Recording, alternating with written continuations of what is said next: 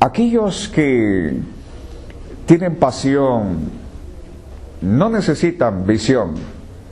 Ellos no se distraen en visión. Ellos están en acciones. En acciones. Acciones incondicionales. No actividades, acciones incondicionales. Esa es la gran diferencia entre aquellos que estudian algo que no es de ellos y aquellos que realmente quieren hacerlo. No les interesa la nota, ni el control, ni la asistencia, nada de esa tontería. Viven lo que hacen, van mucho más allá. Aquellos que van a estudiar comunicación compran. Antes de ingresar a la universidad, ellos mismos se mueven, están alistando todos los instrumentos, tienen una cámara y empiezan a fotografiar de manera natural, hacen viajes, ¿sí? Generan reportajes, investigan, asisten a conferencias, se actualizan. Aún no ha empezado la universidad y ya están en todos esos. Ese es otro indicio de cómo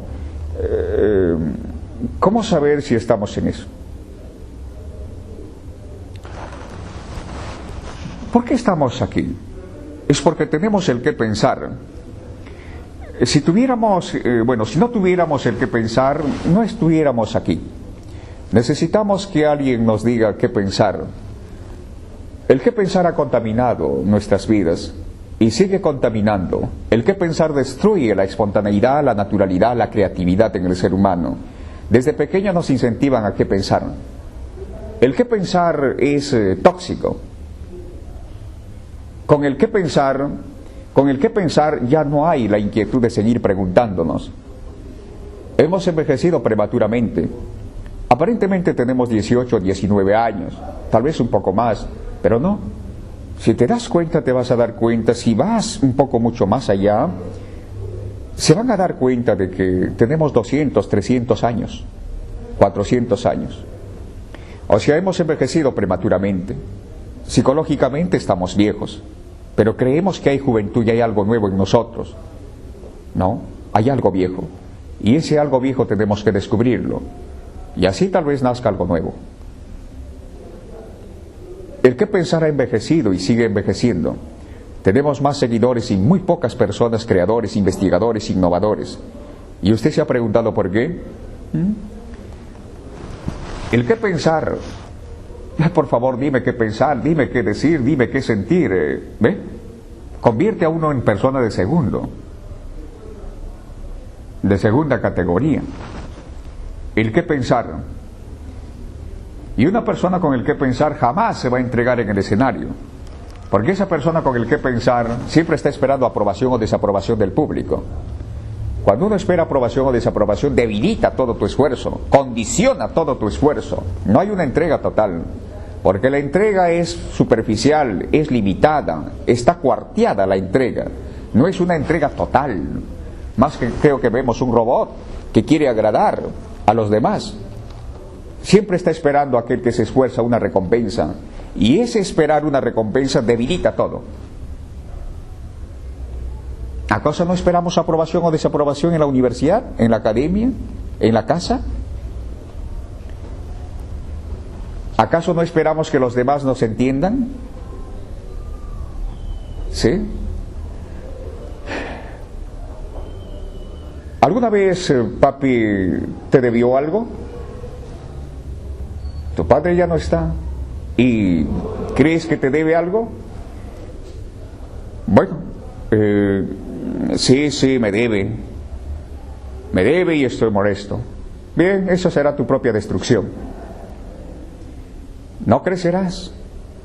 Estás atado al pasado. ¿Crees tú que te debe tu padre? ¿Tu papi te debe algo? No, no me debe. Estás libre. Vamos, tienes el mundo en tus manos.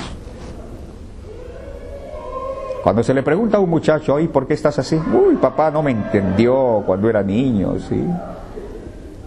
Por eso estoy, ¿ve? Cuando creemos que alguien nos debe, esa es nuestra atadura. Los golpes, los maltratos, tan igual como ellos lo tenemos. Esa es parte de la naturaleza humana. Pero la comprensión de esas reacciones tal vez genere una nueva cultura. Así es que usted se siente como si nada más papá procedió de esa manera. En todo el mundo hay sufrimiento, hay golpes, hay maltratos. Así que no estamos ajenos a ello. Somos golpes, somos maltrato. Sea física o psicológicamente, estamos siempre dañando. Así que nada, nadie le debe. Está libre. Si desde pequeño dirigiríamos hacia esa comprensión al niño, el niño haría muchas cosas, tanto en la profesión como en su vida. Pero eso no ocurre.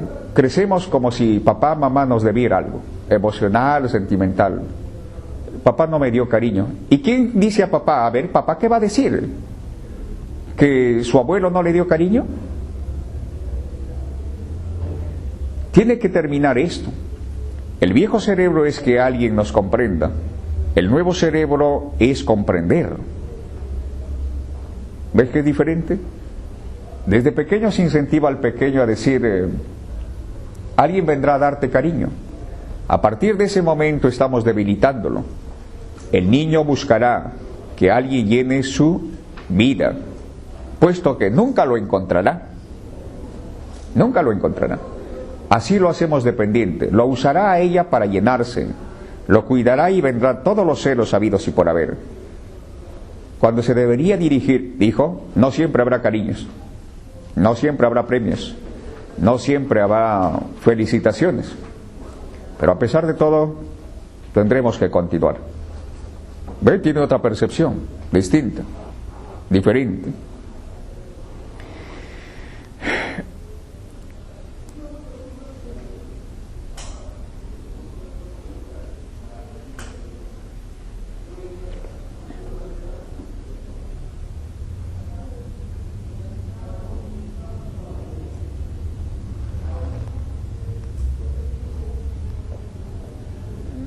¿Qué tenemos que hablar? ¿Qué tenemos que decir, jóvenes?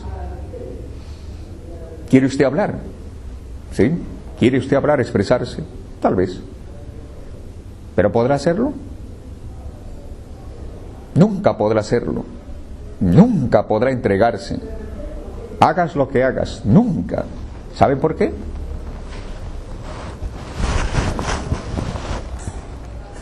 Porque aún no hay comprensión de lo que está ocurriendo. No hay. Lo que usted dice no es de usted, es el que pensar, es otro en usted. Por eso su intervención es limitada. No puede brillar con su propia luz. No puede dirigirse hacia usted mismo. Les diré la diferencia entre teatro y oratoria. A cualquier cosa llaman oratoria. Sí. Profesor, bueno, mi nombre es José Mario Valiente, mis compañeros me dicen Mirko. Vengo acá, obviamente, para aprender, definitivamente. Interesante, aprender. Obviamente. Particularmente vengo para aprender. Lamentablemente, yo lo estoy escuchando cada palabra porque me parece muy interesante. La percepción que usted tiene y que a mí particularmente me ha hecho pensar en un ritmo cotidiano que siempre he tenido, ¿no? El decir, tengo que tener, hasta para la administración, planear, organizar, todos los puntos. Pero en este momento tengo una llamada de emergencia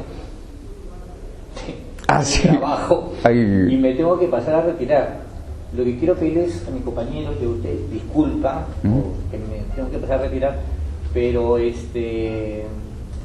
quiero ver si es que es posible recuperar la primera clase el día lunes, que usted mismo lo está llevando, que me informó el compañero. Ya obviamente con su permiso, ¿no? Sí, de alguna y otra forma le proporcionaremos un vídeo acerca de la introducción de esta parte, porque no siempre repito los temas que abordamos, pero está grabado y le concederemos y proporcionaremos una página donde usted pueda ver la parte introductoria. Esta es la parte introductoria. Luego empezamos con las acciones, las prácticas, ¿sí?, de descubrimiento. ¿Y esa parte introductoria dónde lo puedo ver? ¿Lo coordino con el señor de...? No, el lunes se lo voy a proporcionar.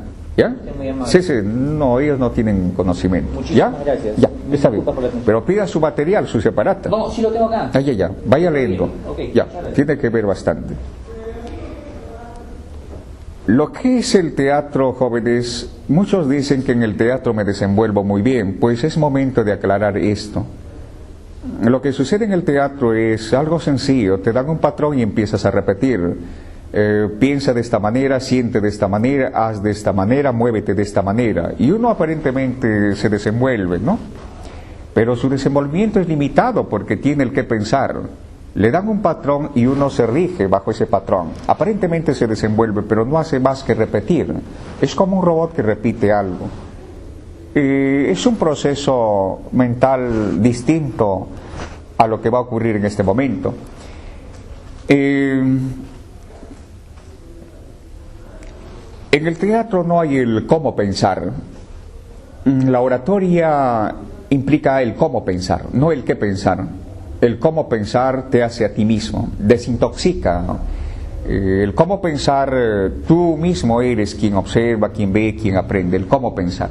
Y si desde pequeño hubiera el cómo pensar, no necesitaríamos estar detrás del niño o detrás de la niña, aconsejándole, orientándole. No necesitaríamos estar detrás de ese niño. Si hubiera el cómo pensar, no necesitaríamos estar detrás de su compañera, compañero, no. Debido a que hay el qué pensar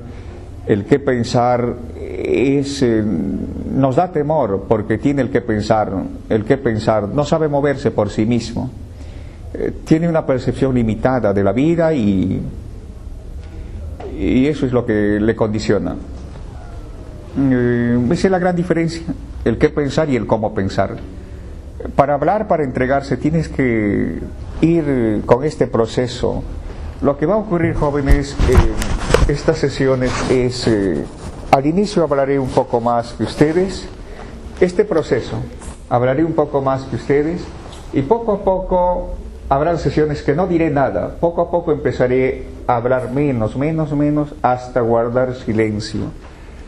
Usted empieza con este proceso, a hablar menos, a escuchar, a poner atención más, hasta profundizar, luego empezará a hablar mucho más, al igual que ocurrió conmigo. Luego, cuando usted está con otra persona, lo mismo, tal vez hablará un poco menos, esa persona a la cual usted está dirigiéndose hablará menos y usted hablará un poco más.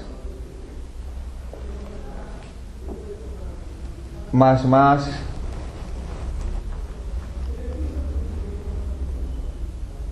Y luego empezará usted a descender, hablará menos y él hablará más. Ese movimiento va a tener estas sesiones, porque y así se va a producir cómo uno de manera natural empieza a gobernar, a dominar el escenario. Y hablar en público ya no será una carga, estarán dedicando su vida a otra cosa. Ya hablar en público se ha resuelto de manera natural. Nada más vayan conmigo y traten de captar la esencia misma del cómo pensar, la esencia. ¿A qué se refiere con el qué pensar? ¿A qué se refiere con el cómo pensar? No graben, no acepten ni rechacen nada. Téngalo ahí. Vaya usted viéndose, porque es como un espejo donde uno se ve a sí mismo. Claro, porque constantemente estoy esperando aprobación o desaprobación, mi esfuerzo está condicionado, lo que estoy estudiando es algo que me han impuesto, en realidad yo me muevo porque alguien me dice, me premian, me controlan, tal vez el control, todo eso no me deja ser a mí mismo, pero ¿qué puedo hacer? Vivo en la casa que no es de mi casa. ¿Qué puedo hacer? Ahí empleé la inteligencia. Tal vez pueda usted conversar, pero lo que sí puedo decir es el cómo pensar liberará al ser humano. El qué pensar destruirá, siempre está destruyendo. Ahora es momento de que usted sea. Ahora, con respecto al miedo, jóvenes, Algunas veces estamos con temblores en las piernas, suda la palma de la mano, enrojecimiento del rostro, el corazón late aceleradamente y me digo a mí mismo, ¿qué puedo hacer? ¿Qué puedo hacer? Alguien me dice, pienso positivamente, sí, pero la realidad se impone. Es un deseo esto de pensar positivamente, pero estoy temblores en las piernas. ¿Qué puedo hacer? Concéntrate. La concentración... No puedo concentrarme, la realidad puede mucho más. Vamos, sí, enfoca tu atención hacia otro lugar. Mira por encima de la cabeza de los que te están escuchando. Piensa que ellos te deben. No funciona. La realidad puede mucho más. ¿Qué puedo hacer? Y me incentivan a luchar con todo eso, a sacarlo de mí mismo. Eso es imposible, joven. Y sin embargo se retroalimenta esa percepción de sacar, de eliminar este movimiento, de no tenerlo en nosotros. Amigo mío, usted no puede matar una flor. Esa flor nació, está viviendo y tiene que morir por sí solo. No tenemos el poder para hacer de que no haya este movimiento, es una reacción natural. Entonces, darnos cuenta de todo este movimiento es conocimiento de ti mismo, base primordial para hablar, para expresarse con profundidad. Y sin barreras psicológicas de tú más, yo menos, tu autoridad y yo no. Ves a todos como seres humanos, igual que tú. Pero si no captas ese estado, ¿cómo podrás entender a los demás si no te entiendes a ti mismo? Aquel que está con público o en otros escenarios tiene que entenderse a sí mismo para entender a los demás. ¿Cómo podemos comprenderlos a ellos? ¿Cómo podemos hablarlos a ellos si no nos entendemos a nosotros mismos? ¿Qué te hace pensar si lo que te está ocurriendo no ocurre a los demás? Tan igual ocurre a los demás. Entonces, si hay este movimiento, déjalo vivir.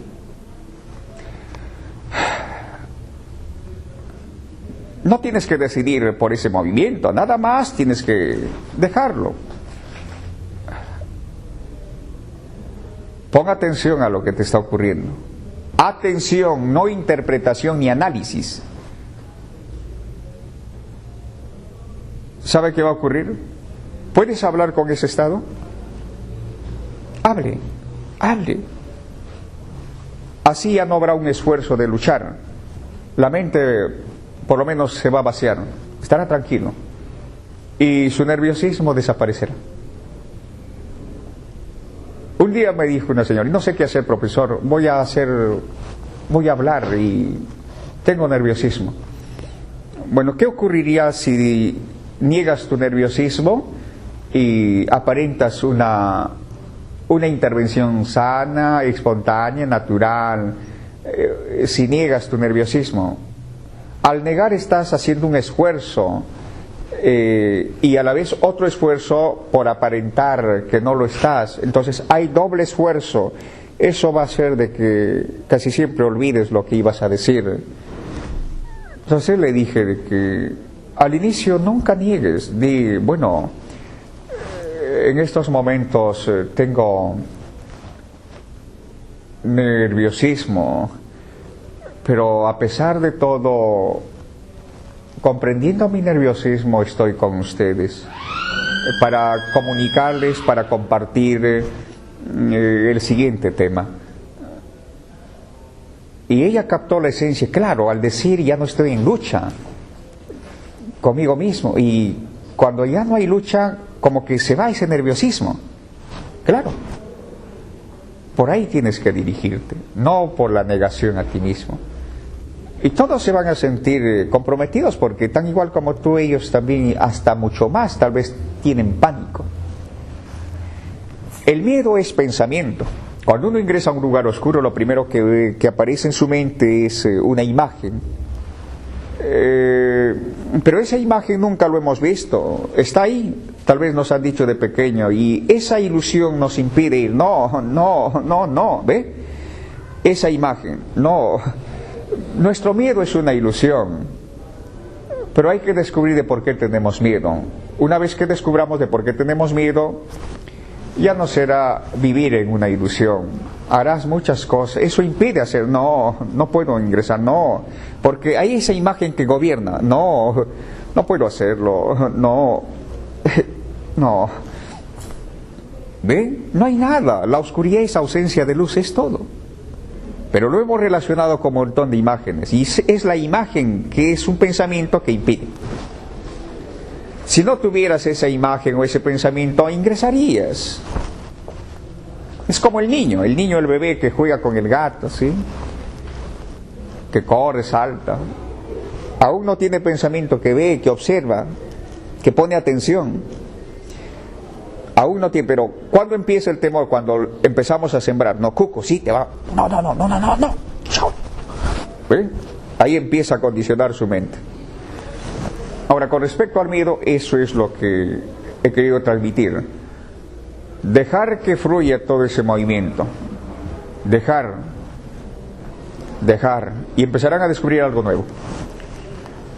Ahora, con respecto a los métodos, no enseño un método, haz este método y sigue este método. Lo que hago es lo siguiente: lanzarles a la piscina, a todos, y que empiece usted a nadar. Tiene que descubrir cómo salir. Eso es lo que vamos a hacer.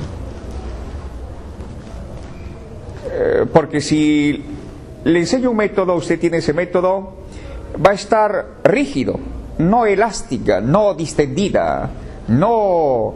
Porque puede ser de que el mar esté embravecida y usted con ese método que le proporcioné, basado en que el mar está pasiva, no va a poder salir de ese mar. El mar es cambiante y el escenario es cambiante. Entonces, cuando usted descubre cómo salir de esas aguas por sí mismo, podrá descubrir lo mismo cuando uno está en el Océano Pacífico, sabe de qué manera moverse. Y cuando uno está en el Océano Atlántico, las olas inmensas, sabrás cómo salir, usarás otra fuerza, otros movimientos. Es algo así. La oratoria es el arte del autodescubrimiento y como tal vamos a descubrirnos. Cuando no hay autodescubrimiento creamos autoría, tú más, yo menos. Debido a que falta de autodescubrimiento no hay confianza. La confianza proviene del autodescubrimiento. O sea, conforme me voy descubriendo, mi confianza va creciendo. Cuanto más hay autodescubrimiento, descubrimiento de que puedo hacerlo, va creciendo mi espacio psicológico. Ya, cada vez más y más. Pero tengo que descubrirlo. Si no hay ese descubrimiento por mí mismo, entonces no habrá esto. Siempre habrá tú más y yo menos.